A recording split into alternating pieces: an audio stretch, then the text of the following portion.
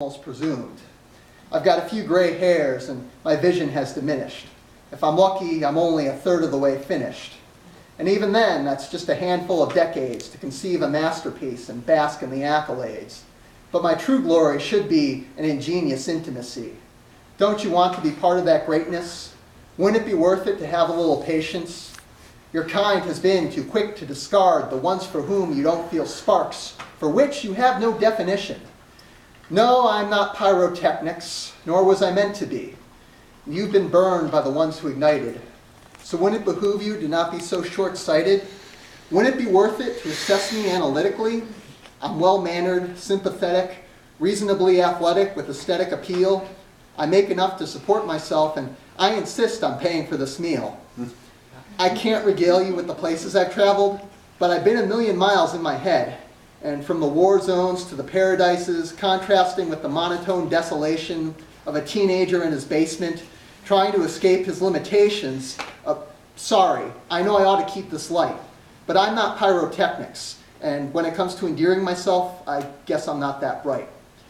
I'm just a man of logic, zeal, and stubborn ideals, but more and more I'm willing to compromise.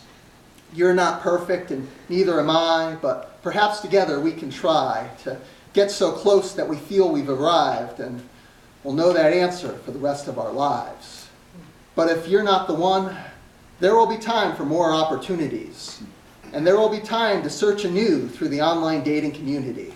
And there will be time to swear you're all the same and curse you with impunity. But time for tonight is winding down as you remark on how you should get going. I'll walk you to your car and you'll allow me a modest embrace. You'll say you had fun, and I'll hope that's the case. But most likely, this is the last time I'll see your face. All right.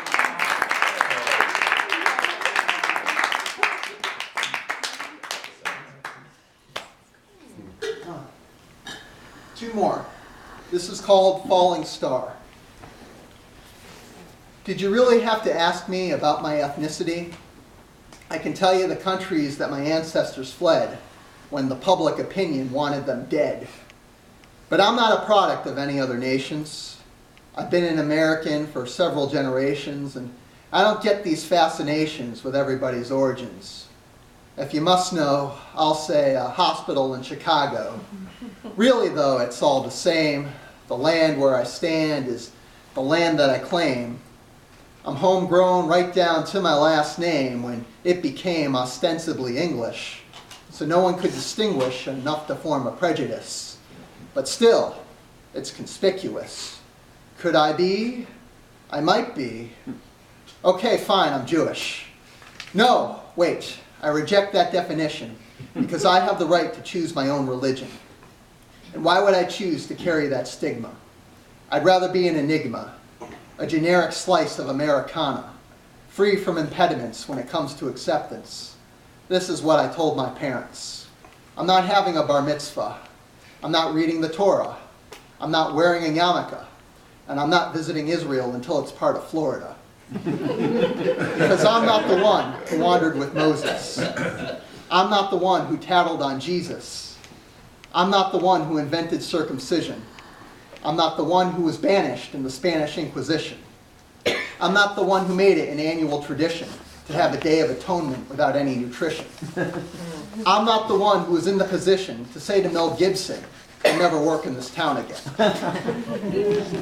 I'm not Mel Brooks, Billy Crystal, Woody Allen, Alan Sherman, Andy Kaufman, Sarah Silverman, Jerry Lewis, Jerry Seinfeld, Jon Stewart, or Amy Schumer, though I do have a decent sense of humor. Most of all, I'm not the sorrow and the struggle of an entire race of people who equate persecution with being chosen. I am my own person, but I want to blend in. I want to be like the other kids who celebrate Christmas. I want to eat a bacon cheeseburger without feeling blasphemous. Don't drag me down with a star on a necklace. I'll rip it off before I'm shipped off to Auschwitz. Call me paranoid, but history has a way of repeating, and jealousy has a way of breeding, hatred and scapegoating of a convenient minority, and the mob mentality is always looking for an option. when the Gestapo come knocking and force us all into the ghetto, and when the man who thinks he speaks for me says, "Let my people go," I'll say, "What do you mean your people, bro? I never agreed to follow your lead, and I won't be held hostage by someone else's creed. You can wait for your Messiah, but mine is guaranteed. And if I have to choose between my blood and my desire not to bleed, with all apologies, I'm leaving my family, just like my ancestors when they came to this country."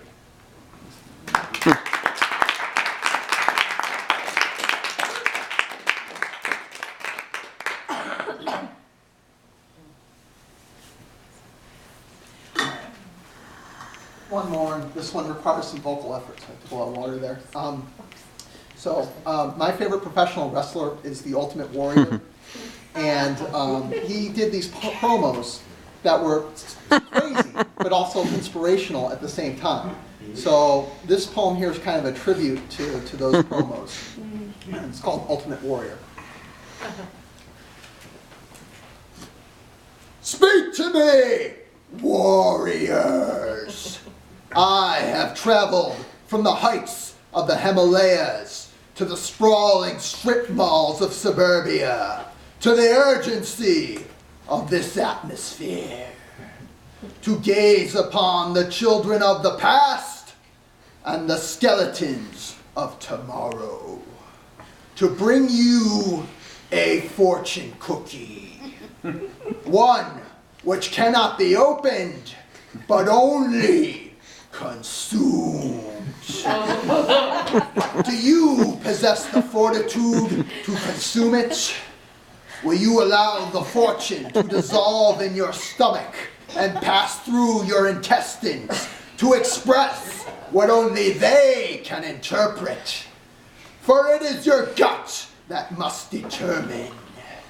Destiny is a liquid, and you are its container.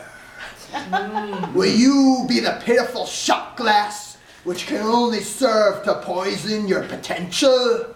Or will you be the oil tanker with the capacity to burn hotter than a blue star in the magma of the warriors who came before, the warriors to follow, and the warriors who never had a chance because they choked on the opportunity? Consume your fortune. Contain your destiny.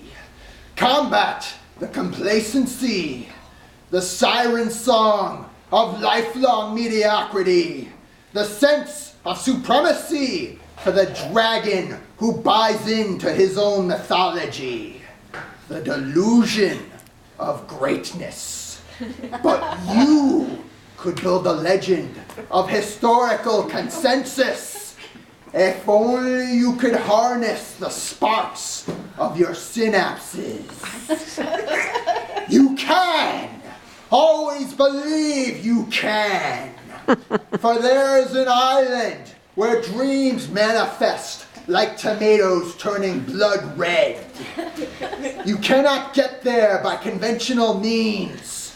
You must be committed to the discipline to begin the mission and take it to the realization. Tie up your loose ends, pack up your supplies, say goodbye to your parents, and proceed confidently to the bottom of a sewer system, where you will traverse the most pungent of all the world's excrements. Then climb the ladder to a back alley full of assassins, throwing shuriken straight through your genitals.